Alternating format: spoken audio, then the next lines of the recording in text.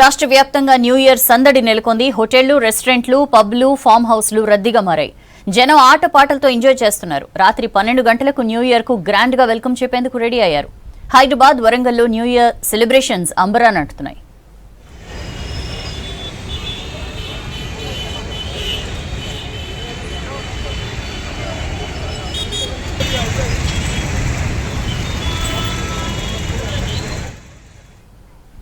మరోవైపు accident free, incident ఫ్రీగా new year celebrations జరుపుకోవాలన్నారు పోలీసులు. పార్టీలో డ్రగ్స్ వాడొద్దని సూచించారు. హైదరాబాద్ లో నెక్లెస్ రోడ్ చుట్టూ నో ఎంట్రీ పెట్టేశారు పోలీసులు. ఆ రూట్లలో ట్రాఫిక్ మళ్లించారు. గ్రేటర్ హైదరాబాద్ లో 280 చెక్ పోస్టులు ఏర్పాటు చేశారు. 120 డ్రగ్ డిటెక్షన్ కిట్స్ అందుబాటులో ఉంచారు. Flyovers, tank bund, necklace road, ORR, PV express way close చేశారు. ఓఆర్ఆర్ పై ఎయిర్ టికెట్స్ ఉన్నవారికే అనుమతిస్తున్నారు. ఎంట్రీ, ఎగ్జిట్ లో డ్రంక్ అండ్ డ్రైవ్ టెస్టులు తప్పనిసరి చేశారు. మొదటిసారి పట్టుబడితే 3 నెలల పాటు డ్రైవింగ్ లైసెన్స్ సస్పెండ్ చేయనున్నారు. రెండోసారి పట్టుబడితే 15,000 జరిమానా లేదా 2 ఏళ్ల జైలు శిక్ష ఉంటుందని స్పష్టం చేశారు. రాష్ట్ర వ్యాప్తంగా పోలీసులు విస్తృతంగా తనిఖీలు చేస్తున్నారు.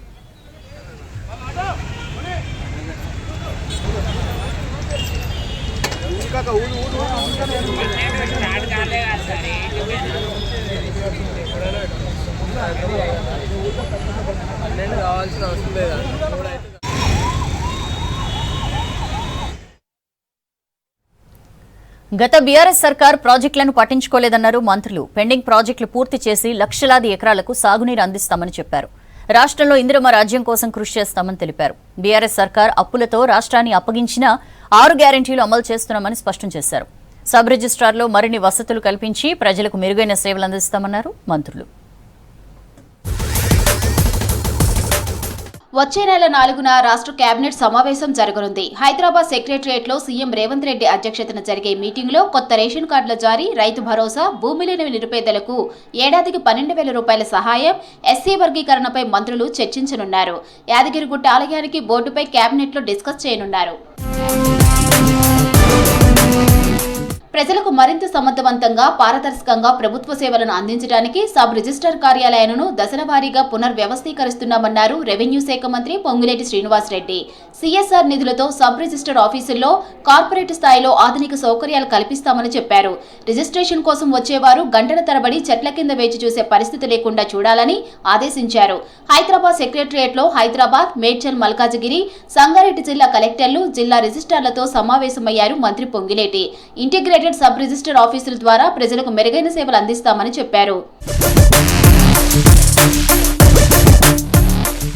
త్వరలో పెండింగ్ ప్రాజెక్టులన్నీ పూర్తి చేసి లక్షలాది ఎకరాలకు సాగునీరిస్తామని చెప్పారు మంత్రి కోమిటిరెడ్డి వెంకటరెడ్డి. ఎస్ఎల్బీసీ టన్నెల్ పనులు పూర్తి చేస్తామన్నారు. 10 ఏళ్లలో కేసీఆర్ కట్టిన కాళేశ్వరం కళ్ల ముందే కూలిపోయిందని విమర్శించారు. గత బీఆర్ఎస్ సర్కార్ ఒక్క ప్రాజెక్టు పూర్తి చేయలేదన్నారు మంత్రి ఉత్తమ్ కుమార్ రెడ్డి. తక్కువ ఖర్చుతో ఎక్కువ ఆయకట్టు వచ్చేలా ప్రణాళికలు చేస్తున్నామని చెప్పారు. పూర్తిగా అస్తవ్యస్తంగా ఇరిగేషన్ శాఖని గత ప్రభుత్వం 10 ఏళ్ల పాటు అసలు చాలా డ్యామేజ్ చేయడం జరిగింది. 10 ఏళ్ల పాటు అసలు రిక్రూట్మెంటే జరగలే. కాలువల మీద లస్కర్ లేదు, హెల్పర్ లేదు, ఇంజనీర్ లేరు. అసలు చాలా చోట్ల రాష్ట్రంలో ఇంజనీర్లు ఖాళీలు.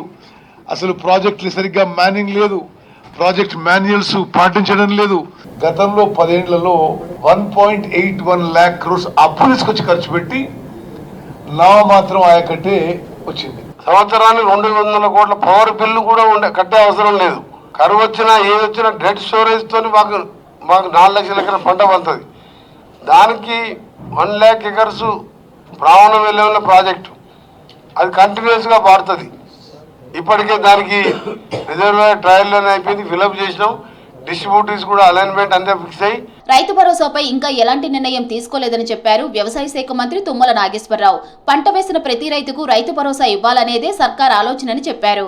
కేబినెట్ సబ్ కమిటీ చర్చల ఫలితాలపై కేబినెట్ లో చర్చించి రైతు భరోసాపై తుది నిర్ణయం తీసుకుంటామని చెప్పారు తుమ్మల. నిజమైనటువంటి రైతుకి ఏ రకంగా ఈ సహాయం అందాలో అమూల్యమైనటువంటి సలహా ఇవ్వండి, స్వీకరిస్తాము. ఇది పంట పెట్టుబడి మాత్రమే. 2 పంటలు వేస్తే 2 పంటలకు ఇవ్వగలుగుతాము. ఆ విధి విధానాలు ఇంకా చర్చల్లోనే ఉన్నాయి. జనవరి 1 నుంచి 31 వరకు జరిగే జాతీయ రోడ్డు భద్రతా మాసాన్ని విజయవంతం చేయాలని ఆర్టీసీ అధికారులు కార్మికులకు పిలుపునిచ్చారు మంత్రి పొన్నం ప్రభాకర్.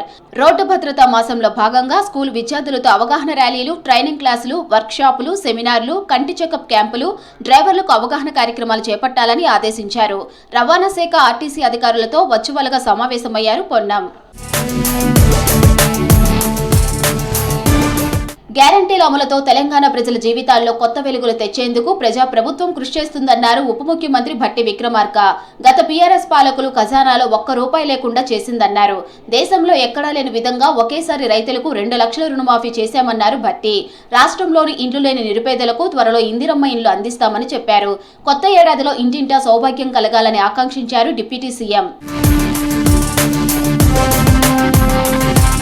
న్యూ ఇయర్ లో దుర్మార్గమైన డ్రగ్స్ ను ధ్వంసం చేద్దామని పిలుపునిచ్చారు మంత్రి సీతక్క. ప్రజాప్రభుత్వం తీసుకుంటున్న డ్రగ్స్ రహిత సమాజ నిర్మాణంలో అందరూ భాగస్వాములు కావాలన్నారు. పాత వ్యసనాలు విడిచి కొత్త ఆశయాలతో విలువలతో కూడుకున్న జీవిత లక్ష్యంతో కొత్త సంవత్సరంలో అడుగు పెట్టాలన్నారు సీతక్క. మరి ప్రజాప్రభుత్వం తీసుకుంటున్నటువంటి మెయిన్ కాన్సెప్ట్ ఏదైతే ఉందో డ్రగ్స్ రహిత సమాజాన్ని నిర్మించాలని, ఈ డ్రగ్స్, క్లబ్స్, పబ్స్, గంజాయి, మత్తు ఇదంతా కూడా యువతను తద్వారా సమాజాన్ని మత్తులోకి దించి అచేతనమైనటువంటి వ్యవస్థలోకి మన శరీరాన్ని, మన సమాజాన్ని ఈ మత్తు తీసుకెళ్తున్న సందర్భంగా ఈ నూతన సంవత్సరంలోకి మనం అడుగెడుతున్న సందర్భంగానైనా ప్రతి ఒక్కరూ ప్రతినబూనుదాం. కొత్త ఏడాదిలో లక్ష్య సాధనకు ప్రయత్నలోపం లేకుండా కృషి చేస్తూ ఆనందంగా జీవించాలన్నారు మంత్రి సురేఖ. యువత తమ అభిరుచులు, ఇష్టాయిష్టాలు, సామర్థ్యం మేరకు లక్ష్యాలను నిర్ధారించుకొని ఆశావాహు దృక్పథంతో ముందుకు సాగాలని సూచించారు. ఫార్ములా ఈ రేస్ కేసులో కేటీఆర్ క్వాష్ పిటిషన్పై తీర్పు రిజర్వ్ చేసింది హైకోర్టు. తదుపరి ఉత్తర్వులు వచ్చే వరకు అరెస్ట్ చేయొద్దని ఆదేశించింది. ఈ రేసులో డబ్బుల ద్వారా కేటీఆర్ లబ్ధి పొందలేదని కోర్టుకు తెలిపారు అడ్వకేట్ సిద్ధార్థ దవే. అనుమతి లేకుండా ఎఫ్ఈఓకి 55 కోట్లు ట్రాన్స్ఫర్ చేశారని వాదనలు వినిపించారు అడ్వకేట్ జనరల్. నగదు బదిలీ చేయడంతో హెచ్ఎండీఏకు 8 కోట్ల భారం పడిందన్నారు. ఇరువురి వాదనలు విన్న కోర్టు కేటీఆర్ అరెస్టుపై మధ్యంతర ఉత్తర్వుల గడువు పొడిగించింది.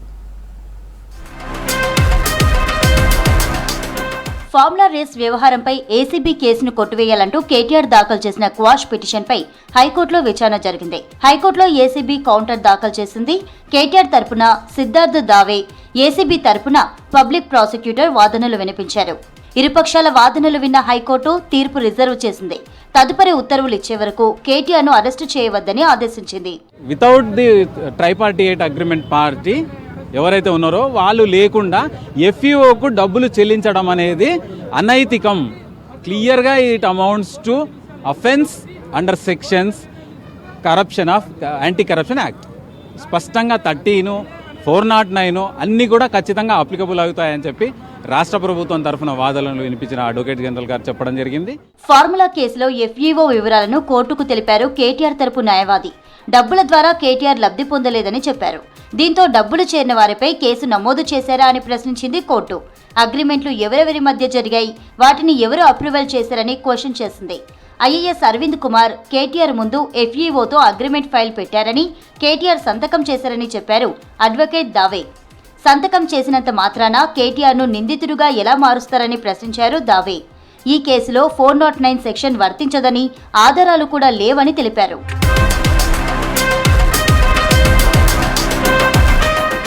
ఎఫ్ఈఓతో కేటీఆర్ అగ్రిమెంట్ చేసుకున్నారని, దాని ద్వారా ఎలా లాభాలు వస్తాయో చెప్పలేదని ప్రభుత్వం తరపున కోర్టుకు వాదనలు వినిపించారు అడ్వకేట్ జనరల్. ఎలాంటి అనుమతులు లేకుండా ఎఫ్ఈఓకి 55 కోట్లు ట్రాన్స్ఫర్ చేసినట్లుగా చెప్పారు.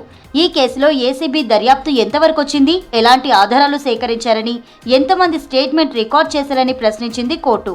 ఇప్పటి వరకు ఫిర్యాదుదారుడు దానకిషోర్ స్టేట్మెంట్ రికార్డ్ చేశామన్నారు ప్రభుత్వ తరపు అడ్వకేట్. గవర్నర్ అనుమతి తీసుకుని కేసు నమోదు చేశామని చెప్పారు. ఈ కేసులో అరవింద్ కుమార్, బిఎల్ఎన్ రెడ్డిని ఎందుకు అరెస్టు చేయలేదని ప్రశ్నించింది హైకోర్టు. కేసు విచారణ కొనసాగుతుందని, త్వరలోనే చర్యలుంటాయని చెప్పారు ఏజీ.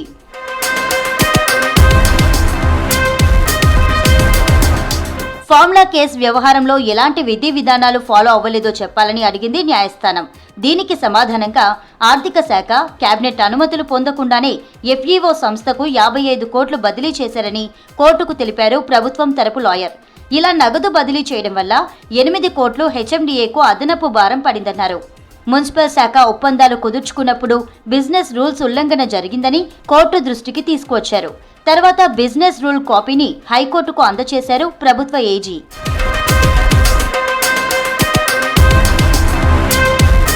ఫిర్యాదుదారుడు దానకిషోర్ తరపున సీనియర్ లాయర్ మోహన్ రెడ్డి వాదనలు వినిపించారు. హెచ్ఎండిఏ రూల్స్ ప్రకారం 10 కోట్లకు మించిన ఒప్పందాల్లో ఖచ్చితంగా ప్రభుత్వ అనుమతి తీసుకోవాలని చెప్పారు. ఆ తర్వాత కేటీఆర్ తరపున అడ్వకేట్ సిద్ధార్థ్ దావే మరోసారి వాదనలు వినిపించారు. ఇరువురి వాదనలు విన్న న్యాయస్థానం తీర్పు రిజర్వ్ చేసి కేటీఆర్ అరెస్టుపై మధ్యంతర ఉత్తర్వుల గడువు పొడిగించింది.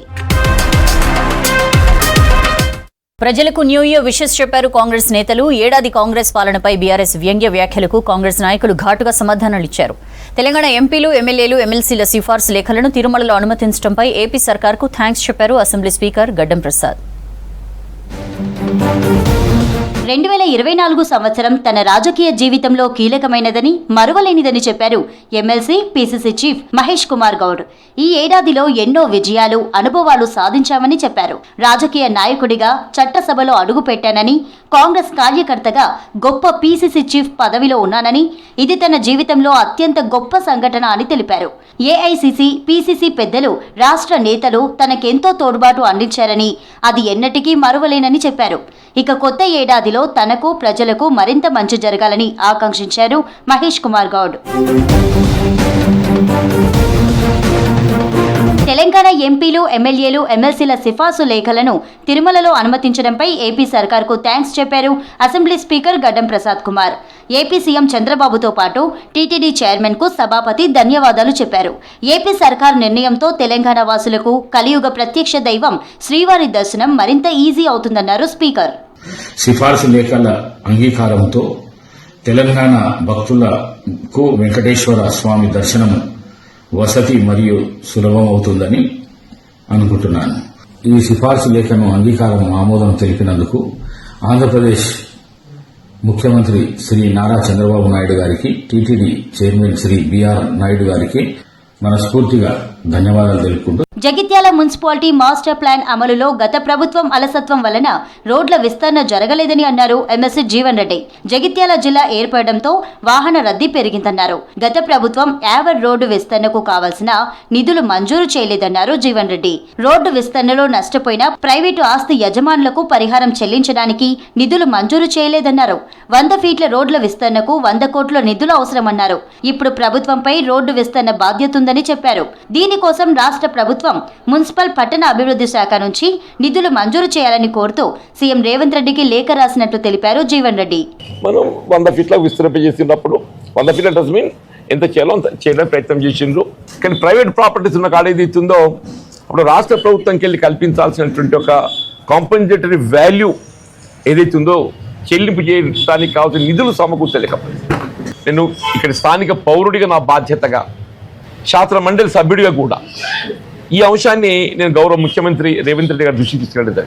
ప్రజలకు న్యూ ఇయర్ విషెస్ చెప్పారు కాంగ్రెస్ నేతలు.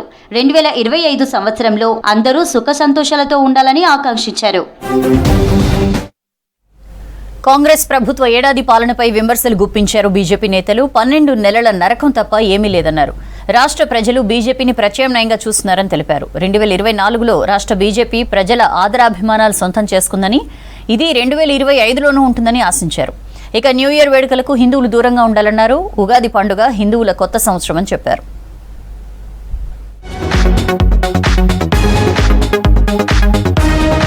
2024 సంవత్సరం తెలంగాణ బీజేపీకి మధుర స్మృతులను మిగిల్చిందన్నారు బీజేపీ స్టేట్ చీఫ్, కేంద్ర మంత్రి కిషన్ రెడ్డి. పార్లమెంట్ ఎన్నికల్లో 8 స్థానాల్లో గెలిపించి మోదీ 3.0 ప్రభుత్వంలో తెలంగాణ ప్రజలు భాగస్వాములయ్యారన్నారు. రాష్ట్రంలో ప్రజల పక్షాన పోరాడుతూ బాధితులకు భరోసానిస్తూ బీజేపీ ప్రజల ఆదరాభిమానాలను సొంతం చేసుకుందన్నారు. 2025లోనూ ప్రజాదరణ కొనసాగుతుందని ఆశిస్తున్నారని తెలిపారు కిషన్ రెడ్డి. కొత్త ఏడాదిలో మోదీ నాయకత్వంలో తెలంగాణ అభివృద్ధికి బీజేపీ కట్టుబడి ఉందని తెలిపారు. రాష్ట్ర ప్రజలకు న్యూ ఇయర్ విషెస్ చెప్పారు కేంద్ర మంత్రి.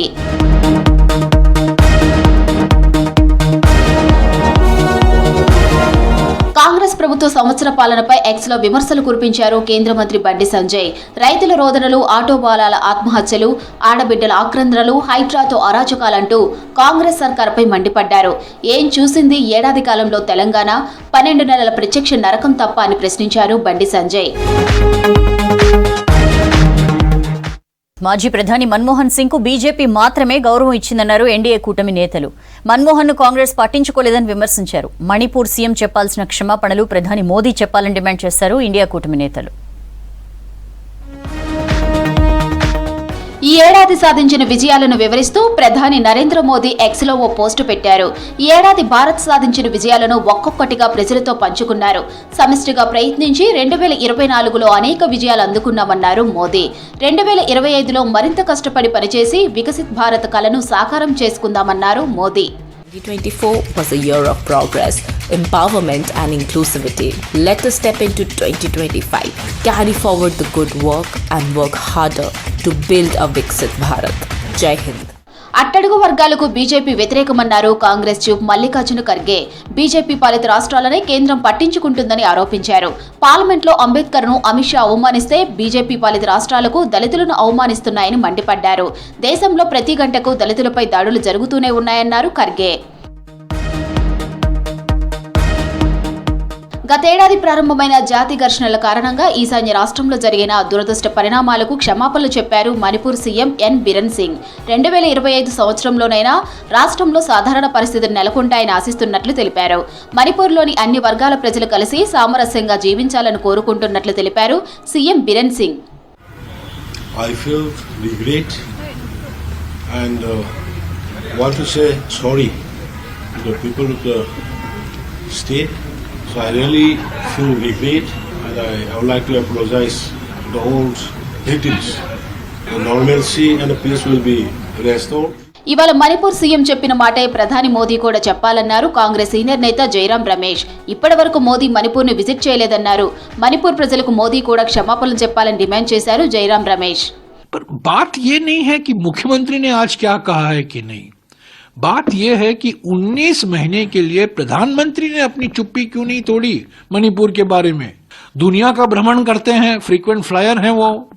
गृहमंत्री तो 17 दिसंबर को डॉक्टर अंबेडकर का अपमान करते हैं राज्यसभा में, और मणिपुर को लेकर प्रधानमंत्री और गृहमंत्री ने मणिपुर की जनता का अपमान किया है. वहां गए ही नहीं प्रधानमंत्री. ఆదిత్య మిషన్ తో 2024 సంవత్సరం ప్రారంభమైందన్నారు కేంద్ర మంత్రి జితేంద్ర సింగ్. ఆదిత్య మిషన్ అత్యంత ప్రతిష్టాత్మకమైందన్నారు. గగన్యాన్ కోసం అనేక ట్రయల్స్ జరిగాయన్నారు. స్పెడెక్స్ మిషన్ డాకాంగ్ టెక్నాలజీకి సంబంధించి భారత్ చేపట్టిన మొదటి ప్రయోగాల్లో ఒకటన్నారు. ఇది పూర్తిగా స్వదేశీ సాంకేతికత అని, దీనిని భారతీయ డాకింగ్ టెక్నాలజీ అని పేరు పెట్టామన్నారు. So it was the Aditya, the first solar mission by India, a very ambitious mission which had entered into L1 point. Of course, it's been by these space achievements has actually created awareness as well as enthusiasm among the common citizens of India in various scientific pursuits across the lines. Tamil Nadu అభివృద్ధికి ప్రధాని మోదీ కట్టుబడి ఉన్నారన్నారు కేంద్ర మంత్రి శివరాజ్ సింగ్ చౌహాన్. తమిళనాడు గ్రామీణాభివృద్ధిపై ఆయన సమీక్ష సమావేశం నిర్వహించారు. తమిళనాడులో గత ఏడాది 2023-24లో మహాత్మా గాంధీ NREGA పథకం కింద కూలీలకు 12,603 కోట్లు ఇచ్చామన్నారు శివరాజ్ సింగ్.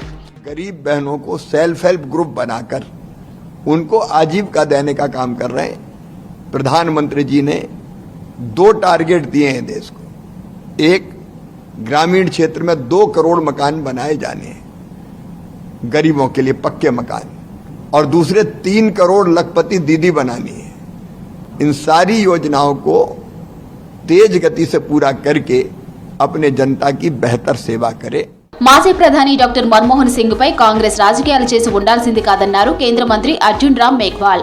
ప్రతి విషయంలో కాంగ్రెస్ రాజకీయాలు చేస్తుందని విమర్శించారు అర్జున్ రామ్ మేఘ్వాల్. जब इस देश में बदलाव हो रहे थे, आर्थिक बदलाव, तब उन्होंने इस देश का नेतृत्व किया. आर्थिक सलाहकार के नाते किया, RBI के गवर्नर के नाते किया, वित्त मंत्री के नाते भी किया और प्रधानमंत्री जी के नाते भी किया. सरकार ने कहा कि इसका एक ट्रस्ट बनेगा, उसके बाद आप आवेदन देंगे. सरकार ने मना कब किया? ये तो हर चीज में कंट्रोवर्सी पैदा करना चाहते हैं कांग्रेस. ఢిల్లీలోని అంగన్వాడీలకు 7 నెలలుగా జీతాలు ఇవ్వడం లేదని విమర్శించారు న్యూఢిల్లీ బీజేపీ ఎంపీ భానుశ్రీ స్వరాజ్. 3,000 రూపాయలకు పనిచేస్తున్న ఆశా వర్కర్లకు శాలరీలు పెంచడం లేదన్నారు. ఆప్ సర్కార్ ప్రజలకు ఇచ్చిన హామీలను అమలును పట్టించుకోవడం లేదన్నారు Bhanusri Swaraj. That's all for now.